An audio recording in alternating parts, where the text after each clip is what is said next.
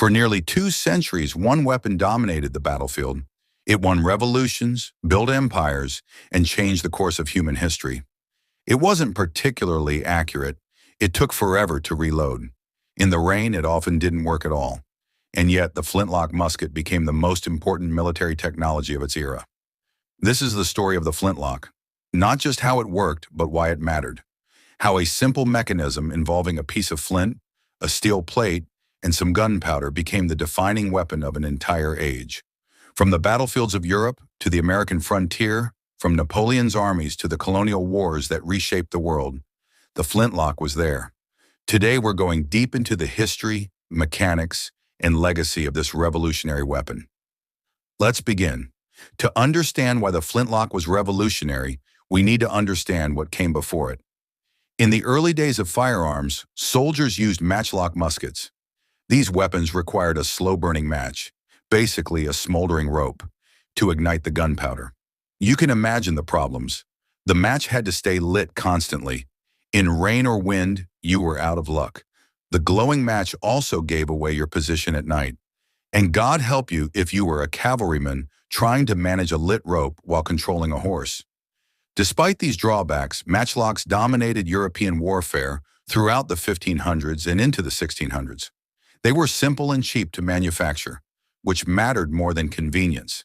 The next evolution was the wheel lock, invented around 1500. This mechanism used a spinning steel wheel to create sparks against pyrite. Similar to how a modern lighter works, it was reliable and didn't require a constantly burning match. Spanish and German cavalry loved it. There was just one problem.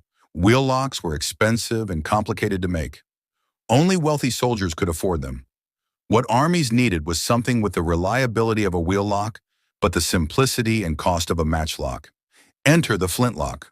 The flintlock mechanism appeared in France around 1610, though its exact origin is debated. The basic design was brilliant in its simplicity. A piece of flint, held in a spring-loaded hammer called the cock, would strike a steel plate called the frizzen. This created sparks that fell into a pan of priming powder, which ignited the main charge in the barrel.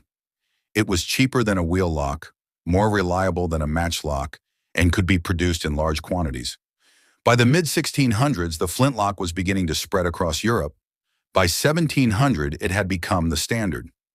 Let's break down exactly how a flintlock musket worked, because the mechanism is both simple and ingenious. The process started with loading. A soldier would tear open a paper cartridge containing both gunpowder and a lead ball. He'd pour a small amount of powder into the priming pan, then close the frizzen over it.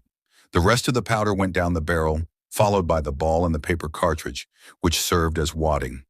All of this got rammed down tight with a ramrod. Now the weapon was loaded. When the soldier pulled the trigger, it released the cock, which was under spring tension. The cock snapped forward, driving the flint against the steel frizzen. This did two things simultaneously.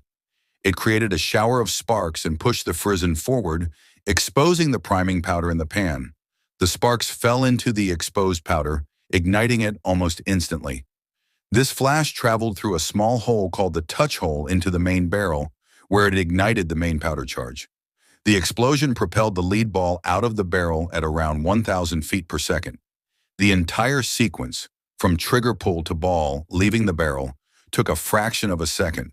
But soldiers described a noticeable delay between pulling the trigger and the weapon firing, which gave rise to the expression, a flash in the pan, for something that starts but doesn't follow through.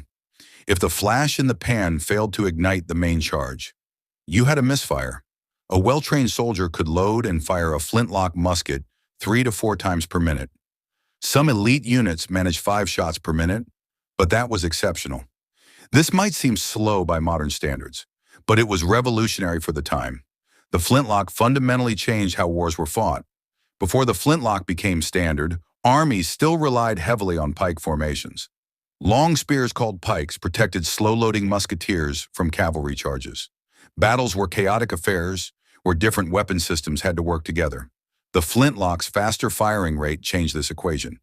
By the early 1700s, armies could dispense with pikes entirely. Soldiers equipped with flintlock muskets and bayonets could function as both ranged infantry and close combat troops. This led to the development of linear warfare. where armies formed into long, thin lines and fired volleys at each other. These tactics seem suicidal to modern eyes, but they made sense given the technology. Flintlock muskets weren't accurate beyond about 50 yards. They had smooth bores, meaning no rifling, so the ball tumbled unpredictably in flight. An individual soldier aiming at a man-sized target at 100 yards was more likely to miss than hit. But accuracy didn't matter as much as volume of fire. If you lined up 100 soldiers and had them all fire simultaneously at an enemy formation, you didn't need precision. Someone was going to get hit. The goal was to deliver maximum firepower to break the enemy's formation and morale. This led to the rigid discipline that characterized 18th century armies. Soldiers drilled endlessly to load and fire in perfect synchronization. They learned to stand shoulder to shoulder, ignoring the screams of wounded comrades, reloading mechanically while enemy bullets flew past. It took a special kind of courage, or perhaps a special kind of conditioning, to stand in a firing line and not break. The flintlock also democratized warfare in unexpected ways. Unlike the medieval period, where years of training produced a skilled archer or knight, you could train a peasant to use a flintlock musket in a matter of weeks. This allowed nations to field much larger armies. Wars became contests of population and industrial capacity as much as military skill. Napoleon understood this better than anyone. His armies were massive citizen forces, not small professional armies. The flintlock made this possible. During the Napoleonic Wars, battles involved hundreds of thousands of soldiers firing millions of rounds. It was industrial-scale warfare, and the flintlock was the essential tool. Not all flintlocks were created equal. The basic mechanism remained the same, but different nations and contexts produced distinct variations. The British Army's standard weapon was the land-pattern musket, better known as the Brown Bess. It served from 1722 to 1838, an extraordinary lifespan for any military weapon.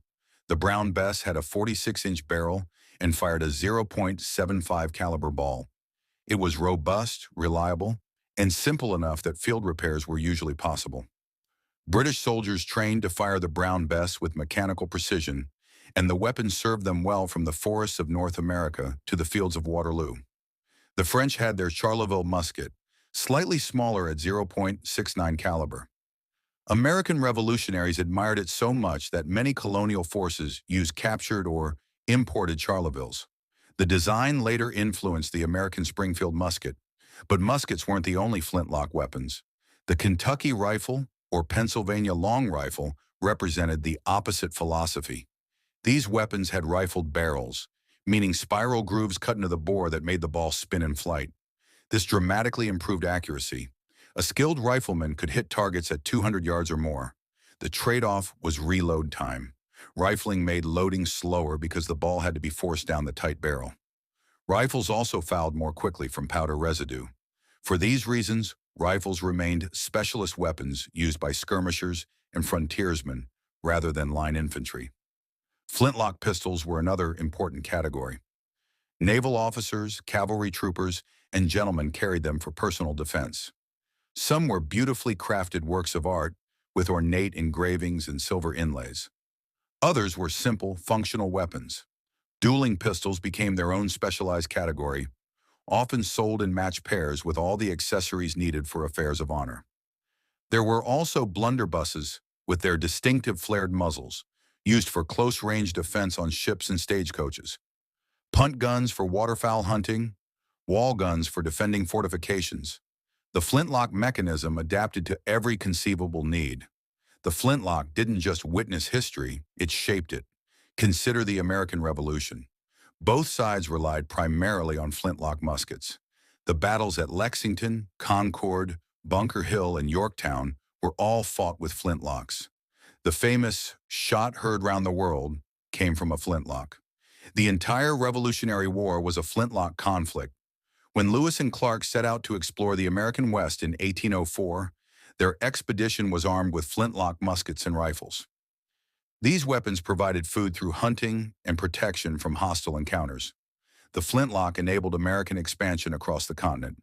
The Napoleonic Wars represented the flintlock's peak. Millions of men carried them across Europe. At Waterloo in 1815, perhaps 200,000 flintlock muskets participated in the battle. The volley fire of massed flintlocks created the distinctive sound of Napoleonic warfare, described by veterans as like tearing cloth, only infinitely louder. But even as the flintlock reached its zenith, its replacement was already in development. The percussion cap system, which used a small copper cap of fulminate of mercury instead of flint and powder, proved more reliable and weather-resistant. It began replacing flintlocks in the 1830s and 1840s. The transition wasn't instant. Many nations converted existing flintlocks to percussion systems rather than replacing them entirely. Even into the American Civil War, some Confederate forces still used flintlock weapons, though they were considered obsolete by then.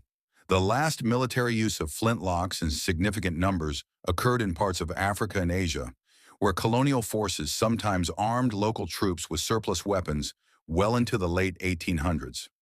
By 1900, the flintlock had been thoroughly superseded by more modern firearms. So what's the legacy of the flintlock? First, it represents a crucial step in firearms evolution. The flintlock was the first truly practical, self-contained ignition system. It didn't require external fire sources. It worked in most weather conditions. It could be manufactured in quantity at reasonable cost. These qualities made it the first firearm suitable for equipping entire armies. Second, the flintlock era established many military traditions and tactical doctrines that persisted long after the weapons themselves became obsolete. The emphasis on disciplined volley fire, linear tactics, and standardized drill all emerged from flintlock warfare. Even modern military discipline has roots in the flintlock era. Third, the flintlock democratized warfare and, paradoxically, made it more deadly. When every soldier could be equipped with an effective firearm, armies grew larger and casualties mounted. The Napoleonic Wars killed millions, a scale of destruction that wouldn't be surpassed until World War I. Fourth, in American culture specifically, the flintlock occupies a special place. It's the weapon of the founding fathers, of frontier pioneers, of Davy Crockett at the Alamo. Whether historically accurate or not, the image of the flintlock rifle represents independence, self-reliance, and American identity. Today, flintlock weapons live on primarily through historical reenactors and collectors. There's a dedicated community of enthusiasts who maintain the old skills, who can still load and fire a Brown Bess or a Pennsylvania rifle with practiced efficiency. Black powder shooting remains a popular hobby, keeping these old technologies alive. Museums around the world preserve fine examples of flintlock craftsmanship. From plain military muskets to ornate presentation pieces, these artifacts tell stories of the people who carried them and the world they lived in. The flintlock era lasted roughly 200 years, from about 1650 to